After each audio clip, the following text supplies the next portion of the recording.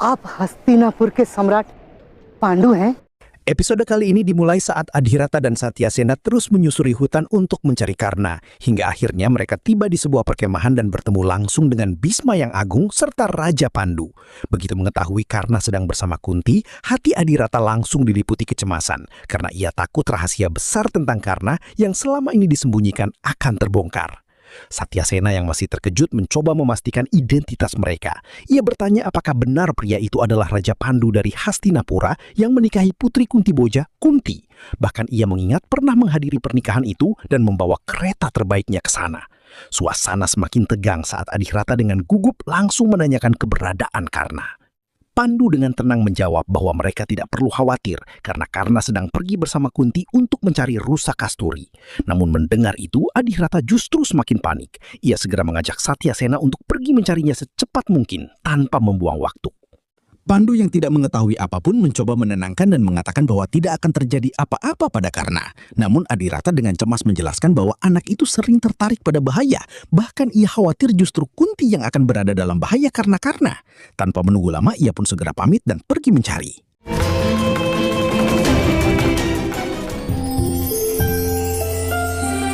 Di sisi lain, di dalam hutan, Kunti berjalan bersama Karna sambil mulai bertanya tentang keluarganya. Karna dengan polos menjawab bahwa ibunya bernama Radha dan ia memiliki adik laki-laki bernama Shon yang lebih muda darinya hanya beberapa jam. Mendengar itu, Kunti tersenyum dan mengatakan bahwa berarti tanggung jawab melindungi adiknya ada di pundaknya. Karna mengangguk yakin dan mengatakan bahwa ia selalu melindungi Shon. Itulah alasan ia datang sendirian ke hutan untuk mencari rusa kasturi. Karena jika tidak, mungkin adiknya yang akan menghadapi bahaya. Kata-kata itu membuat Kunti terdiam sejenak. Kunti kemudian mengajak Karna untuk beristirahat sejenak. Namun Karna langsung menolak karena merasa tidak punya waktu dan harus segera mendapatkan rusa kasturi untuk ibunya. Melihat tekad itu, Kunti berhenti sejenak lalu dengan lembut berkata bahwa rusa kasturi pun pasti sedang beristirahat sekarang. Akhirnya ia berhasil meyakinkan Karna untuk berhenti sejenak dan beristirahat. Karn! Kunti mencoba membuka percakapan dan bertanya kenapa Karna rela datang sejauh ini hanya untuk menangkap rusa kasturi. Karna menjawab santai bahwa rusa kasturi hanya ada di daerah itu, sehingga ia harus mencarinya sampai ke sana. Jika mencarinya di dekat desa, yang ia temukan hanya tikus. Ucapan itu membuat mereka berdua tertawa. Dengan polos, Karna kembali bertanya kenapa kasturi tidak ada pada tikus. Kunti tersenyum, lalu menjelaskan bahwa Yang Maha Kuasa hanya memberikannya pada satu jenis rusa saja. Namun, Karna langsung mengaitkannya dengan perkataan Bhisma bahwa ilmu memanah hanya untuk para ksatria. Kunti mengangguk dan mengatakan memang seperti itulah yang tertulis dalam kitab suci. Karna mulai mempertanyakan dengan cara sederhana bahwa tikus dan rusa memang berbeda bentuk, tetapi dirinya dan para ksatria tidak berbeda. Lalu kenapa para ksatria seolah lebih istimewa? Kunti menjawab itu adalah aturan ciptaan dan juga aturan masyarakat. Karna yang masih polos kembali bertanya apa itu masyarakat. Kunti menjelaskan bahwa masyarakat bahkan bisa terasa lebih kuat daripada Tuhan karena rasa takut sering datang dari aturan manusia, bukan dari Tuhan. Kunti menenangkannya dan bertanya apakah ia bisa tidur tanpa ibunya. Karna menjawab bahwa ibunya selalu menyanyikan lagu pengantar tidur untuknya. Meski sebenarnya lagu itu untuk Shon, ia tetap mendengarnya dari samping. Lalu ia berkata, Kunti pasti tidak tahu lagu pengantar tidur karena belum memiliki anak. Kunti tersenyum lembut dan mengatakan bahwa ia juga pernah mendengar lagu seperti itu dari ibunya saat kecil. Karena dengan polos menantang apakah suaranya merdu atau tidak. Jika tidak, sebaiknya tidak usah dinyanyikan. Kunti tertawa pelan lalu meminta Karna memejamkan mata dan mulai menyanyikan lagu pengantar tidur untuknya.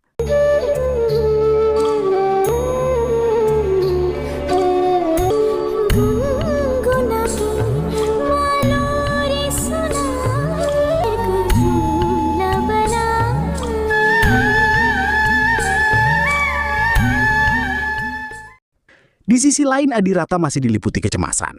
Meski Satyasena mencoba menenangkannya dengan mengatakan Karna bersama Kunti dan pasti aman, Adhirata justru semakin gelisah. Karena yang ia khawatirkan bukan hanya Karna, tapi juga kemungkinan sesuatu terjadi pada Kunti karena keberadaan Karna. Sementara itu di hutan, Karna kembali bangkit dengan semangat. Ia menyiapkan peralatan berburu dan mengajak Kunti melanjutkan perjalanan karena ia ingin segera menangkap rusa kasturi. Tanpa menunggu lama, ia berlari lebih dulu dan tak lama kemudian akhirnya berhadapan langsung dengan rusa yang selama ini ia cari. Saat Kunti berusaha mengejar Karna yang tengah memburu rusa kasturi, langkahnya tiba-tiba tersandung batu hingga hampir terjatuh.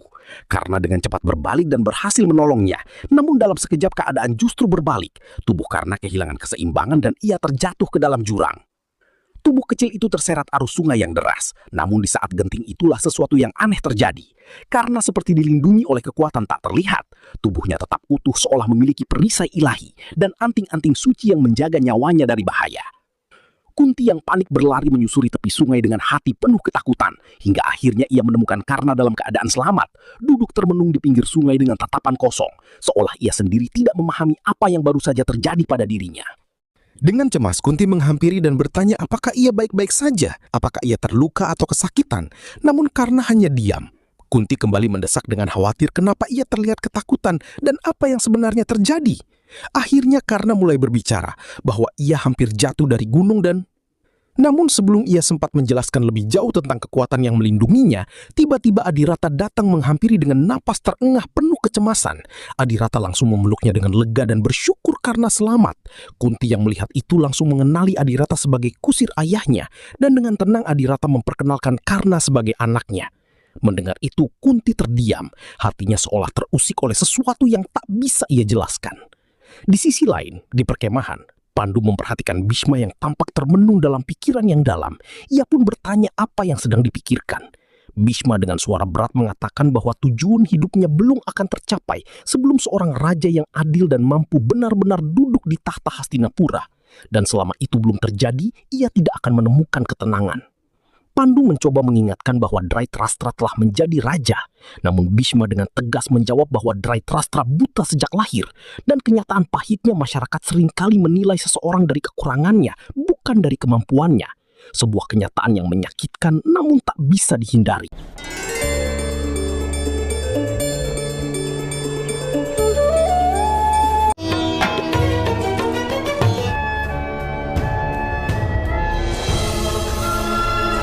Kunti menatap Adirata dan bertanya kenapa ia tiba-tiba berhenti melayani ayahnya, padahal ia hampir menjadi kusir utama. Adirata menjawab dengan tenang bahwa ia juga menginginkan posisi itu. Namun saat Kunti kembali menanyakan alasannya, Adirata justru mengalihkan pembicaraan dan mengatakan bahwa kondisi Karna hanya bisa disembuhkan dengan ramuan dari Himalaya serta obat-obatan ilahi. Dengan nada dalam, Adirata melanjutkan bahwa manusia sering mengira jalan hidup akan mudah dan lurus. Namun satu kejadian saja cukup untuk mengubah segalanya, membuat Kunti terdiam memikirkan kata-katanya. Di sisi lain, Pandu masih berbincang dengan Bhisma dan bertanya apakah anak dari kakak iparnya berhak atas takhta. Bhisma menjawab bahwa disitulah letak ironi. Gandhari sudah hamil selama 1 tahun namun belum juga melahirkan. Keadaan itu membuat rakyat mulai percaya bahwa menjadikan raja yang buta adalah sebuah kesalahan dan para dewa sedang menghukum mereka. Bhisma menjelaskan bahwa rakyat Hastinapura mulai meninggalkan negeri itu dan orang bijak seharusnya mampu membaca tanda-tanda dari kehendak para dewa.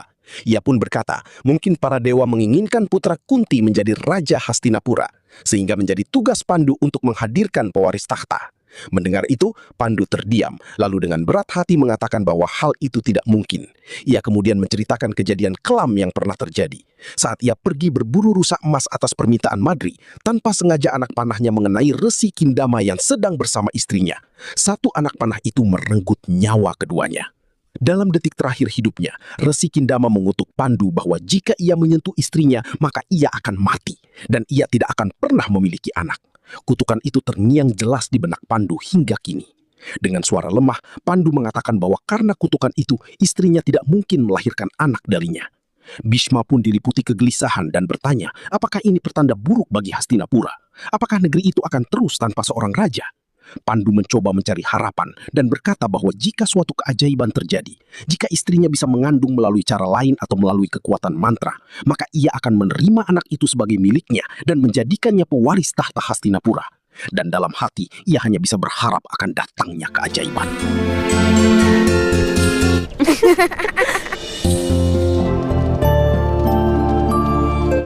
Setelah mendengar percakapan antara Pandu dan Bhisma, serta melihat sendiri betapa hangatnya kasih sayang Kunti kepada Karna, Satyasena perlahan mendekati Adirata. Dengan nada tenang namun dalam, ia berkata bahwa itulah kasih sayang yang selama ini Karna cari. Sesuatu yang tak pernah benar-benar ia dapatkan di rumahnya sendiri. Ia menyarankan agar Karna dibiarkan bersama Kunti. Kalau bukan cinta seorang ibu kandung, setidaknya Karna bisa merasakan hangatnya kasih keibuan. Ucapan itu langsung membuat Adirata terdiam. Pikirannya kembali pada kata-kata Rada yang begitu dingin. Ia teringat jelas bahwa Rada tak pernah menganggap Karna sebagai anaknya. Bahkan menganggap membesarkan Karna sebagai beban dalam hidupnya.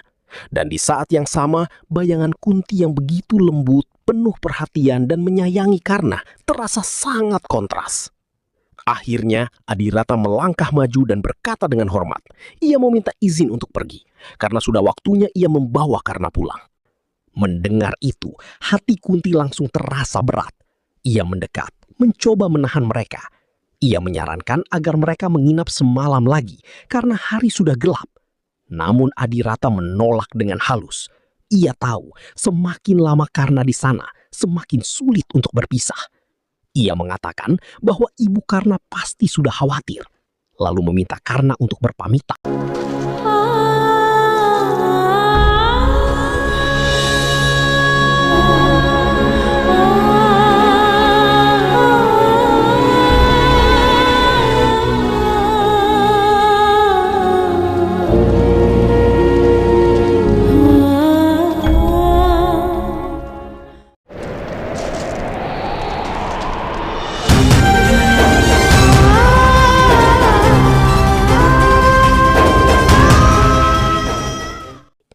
Dalam perjalanan pulang, suasana terasa berat.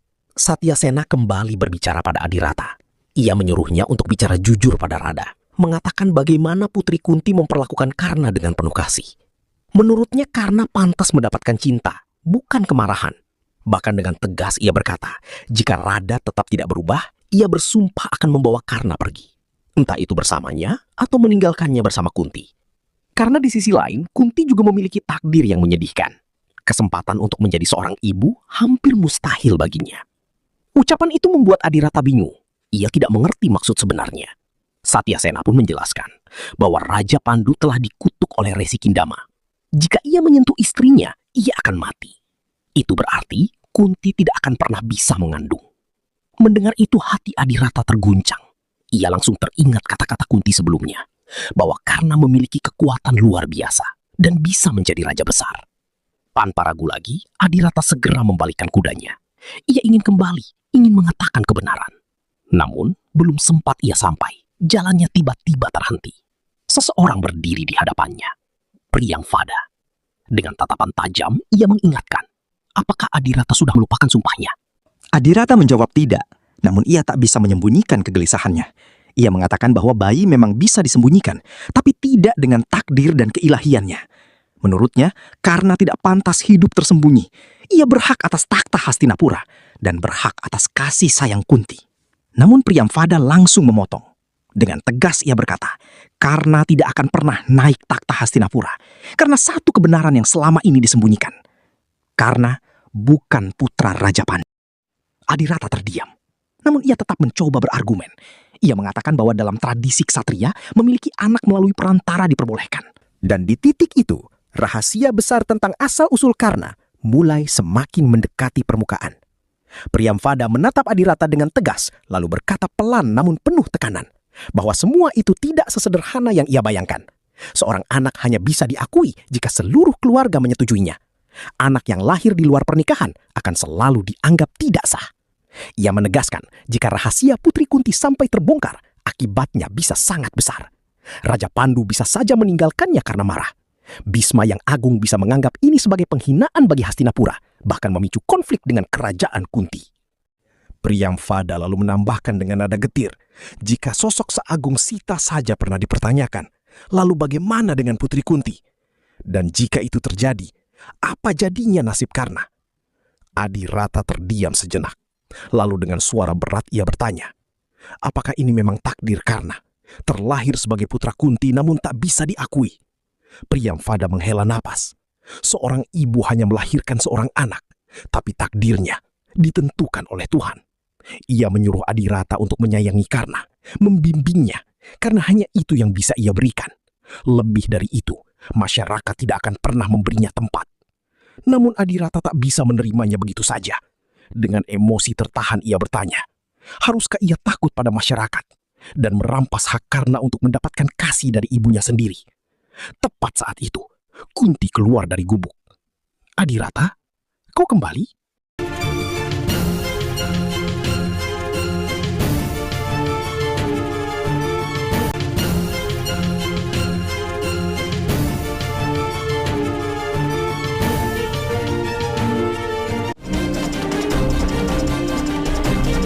Agar tidak menimbulkan kecurigaan, Adirata segera menunduk hormat dan menutupi kegelisahannya. Ia berkata dengan tenang bahwa ia kembali untuk menerima hadiah apapun yang ingin diberikan Kunti kepada Karna. Ia menambahkan, ingatan anak-anak itu mudah pudar dan sebuah hadiah akan membuat Karna selalu mengingat momen yang ia habiskan di sana. Kunti terdiam sejenak, lalu dengan lembut ia memanggil Karna. Ia mengakui bahwa ia tidak memiliki apa-apa untuk diberikan, kecuali sebuah cincin. Ia menyerahkannya sambil berkata agar Karna menjaganya baik-baik. Suatu hari nanti, cincin itu akan membawanya pada anugerah dari Hastinapura. Setelah itu, Kunti memeluk Karna erat, seolah tak ingin melepaskannya. Saat Adirata bersiap pergi, Priyamvada kembali bersuara dari belakang. Dengan nada yang dalam, ia mengatakan bahwa Adirata telah melakukan kebaikan besar untuk Raja Kuntiboja dan juga untuk kerajaan Kunti. Namun sayangnya, kebaikan itu tidak akan pernah diketahui oleh siapapun. Adirata berhenti sejenak, lalu menjawab pelan bahwa ia hanya menjalankan tugasnya. Namun di balik itu, ada kesedihan yang tak bisa ia sembunyikan. Sekali lagi, ketakutan terhadap masyarakat telah merampas hak Karna untuk mendapatkan kasih dari ibu.